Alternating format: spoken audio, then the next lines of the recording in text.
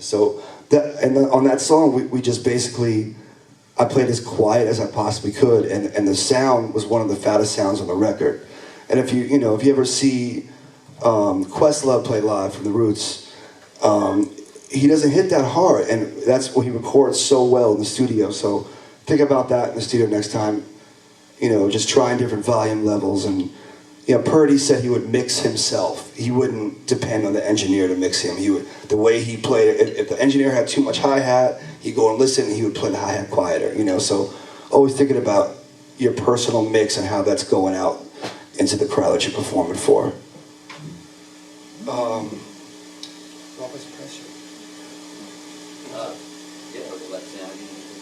do that.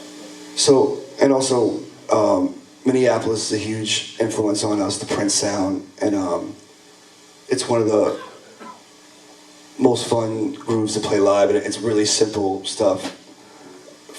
Kick drum 1 and 3, snare 2 and 4, and it just has a swing to it that I love playing. It's kind of up-tempo.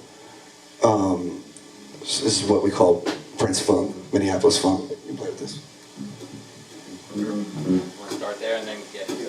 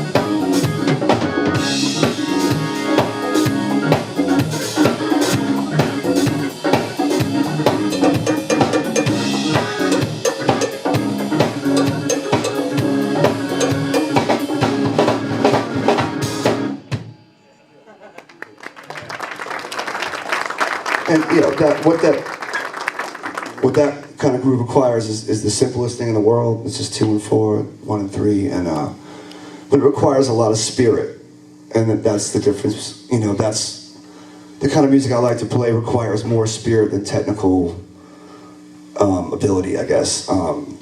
When we went to Berkeley in '94, it was a very technical school at the time. Pretty much everybody wanted to be as proficient and as, I guess, fusion ruled at that time, the John Scofield era of Dennis Chambers, and of course Dennis is from here, and he had a huge influence on everybody, and of course Vinny and Weckl and everybody like that. And I love those guys. I felt like we needed to do something different to stand out, because if we had just pursued just being fusion, that thing, it wasn't right for our, what we wanted to do musically. So we kind of decided to go the other way and kind of get more into the, the groove stuff, because it made the most sense. And we were playing parties at the time. And whenever we went to these parties, we would ask to play, would you let us play one song? Me and my boys, could you let us do one? So it was a joke that's how we became Lettuce. We were always going to these parties, let us just do one. And we just go out and play some.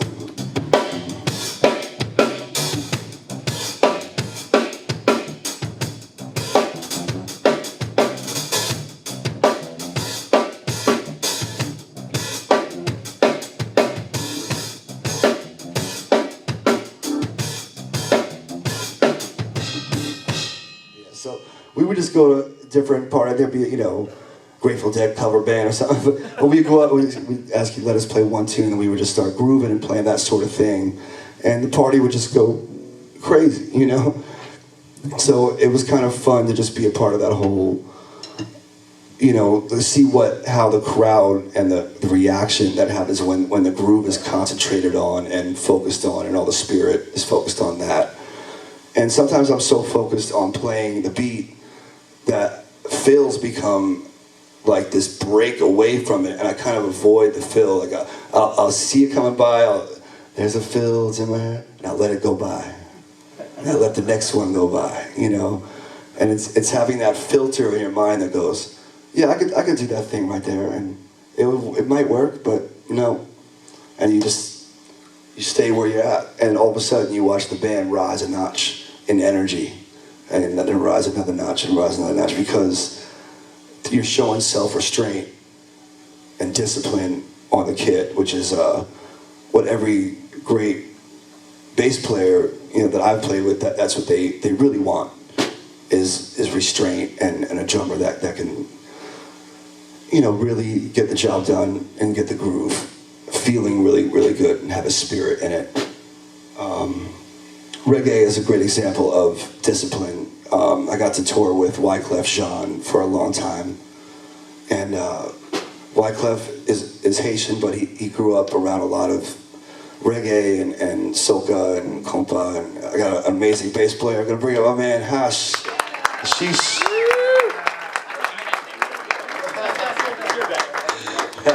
One time for Shmeez, he's my guitar player, don't forget.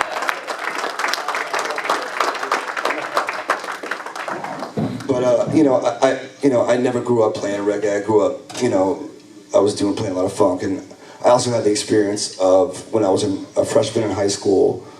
The keyboard player in my high school was the leader of his church and director of his church, and he said, "Do you want to play drums in my church?" And I said, "Yes." And that became an every Sunday thing for me. So I grew up, mostly funk. I didn't get a chance to play a lot of reggae until I met Wyclef. And next thing you know, we're in Jamaica, we're in the Virgin Islands, and you have to play it as best you can, And what I learned was to have the same intensity that I would playing funk when I'm playing reggae, and to not act like it's some laid-back thing to fall asleep to. Jerry Wonder is a great producer, and he produces all the hits for Wyclef. And he's also a phenomenal bass player, and he's very intense with his bass lines and how he pushes the energy forward. And it taught me a lot about it. So there's 4 basic reggae beats, real quick. The one drop beat, we'll demonstrate real quick.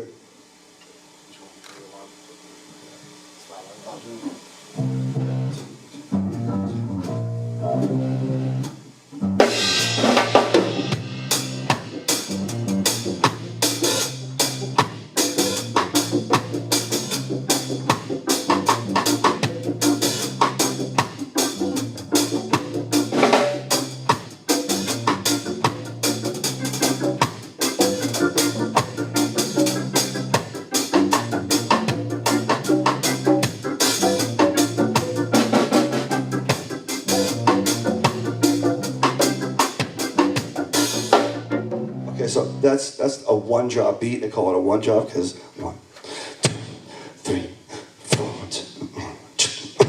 So Cat says play, give me a one drop, that's a one drop. And the hi-hat I think of as the guitar player, because it's doing the check it, check it, check it, check it, check it. And so that kind of anchors the guitar part. So I look at this as a guitar when I'm playing reggae. And then you have Stepper's beat, which is the 8 on the floor.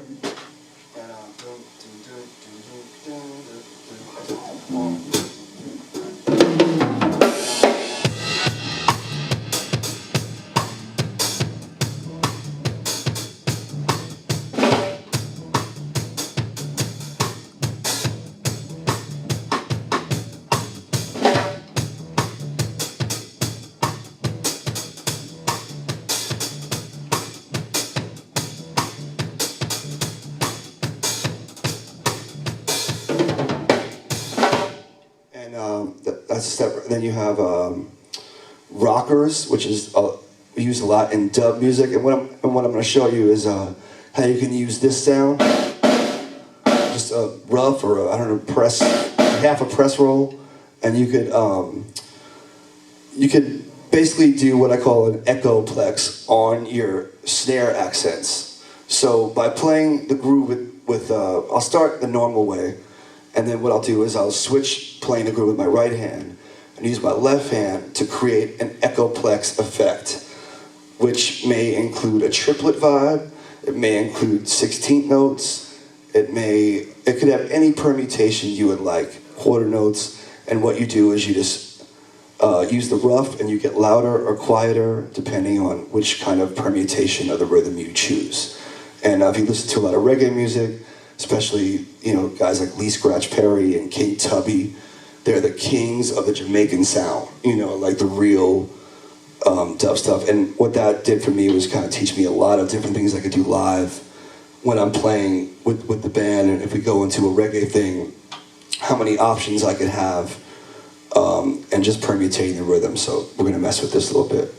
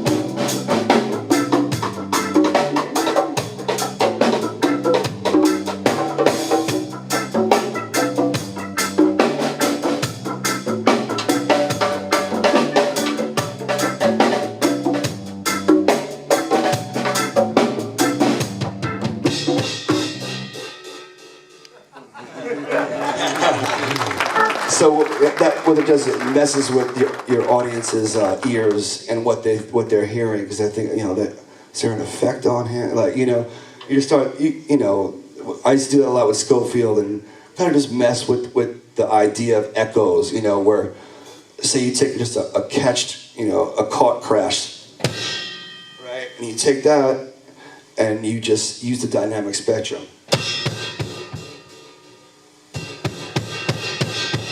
What you could do is fade that up, like as if you're on a little mixer, like this little mixing board right here, and you're just taking the volume down and bringing the volume back up. And you can do that for any drum lick, you just repeat it, fade it up, fade it out.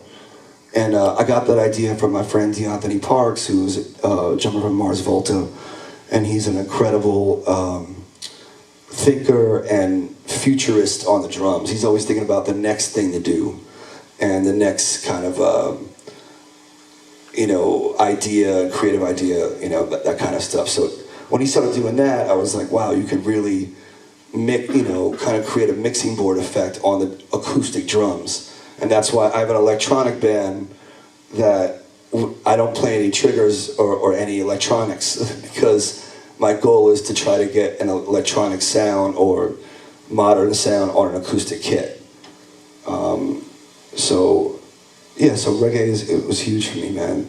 Want to give me a hand for Ashish real quick, man, coming up here. Getting that ball early and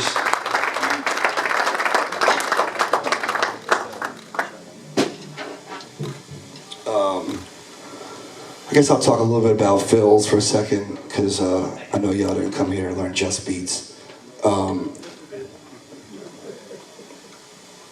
So, if y'all just clap this for 3, 4.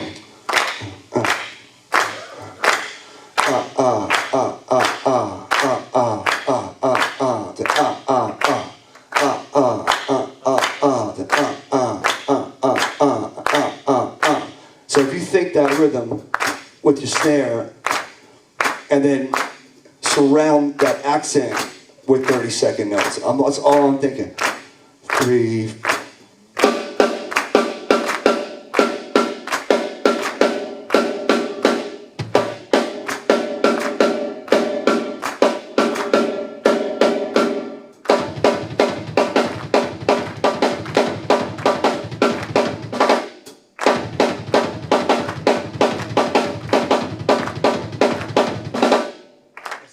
Basically I'm leading the accents with my left hand and kind of creating. I check out a lot of Indian music. If you know the greatest rhythms and complex rhythms are of course West Africa and India, and there's a lot of stuff that I studied Indian stuff that was all based off 5s and 7s. I don't know if you know the traditional Indian counting. Ta, di, ki, na, and 2. Ta, di, ki, na, 2. Ta, di, ki, na, 2. Ta, di, ki, na, 2. Ta, di, ki, na, 2. Ta, di, ki, na, 2. Ta, di, ki, na, 2. I can't say it that fast, but when you break it into 5s, you can move it around the spectrum. Next time you check out some Indian stuff, check out the syllables. And when you understand it, it's all singing rhythms is the way you learn rhythms. If you can't sing it, you can play it. You can't play it. If you can sing it, chances are you can most likely play it. So I was always taught, my parents are both vocalists, they both play piano, and it was always like, sing me this, sing me that, sing me this interval, sing me this rhythm, and that's how we work as a band. People wonder, if you guys aren't writing charts for the horns, how are you, explaining this? And luckily, I'm in a band with guys that are ears first. So if you sing them a line, sing them a bass line, sing them whatever, it's pretty close, it's instant. So we have this, whole other, singing rhythm stuff to each other. So that's all based off Indian, the tradition of Indian syllables and syllabic singing. So, and also there's a pattern called Kaskura in Afro-Cuban music, which is...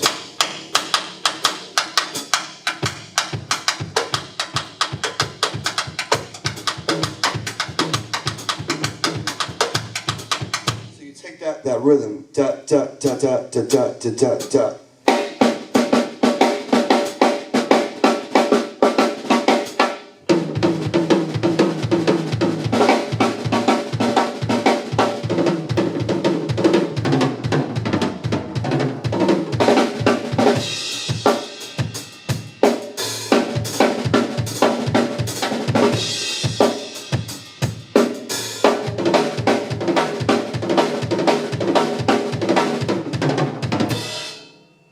Taking those basic rhythms, da da da da da ding da da da ding da da da da ding. I'm just feeling, using the accents and 2 lefts and a kick.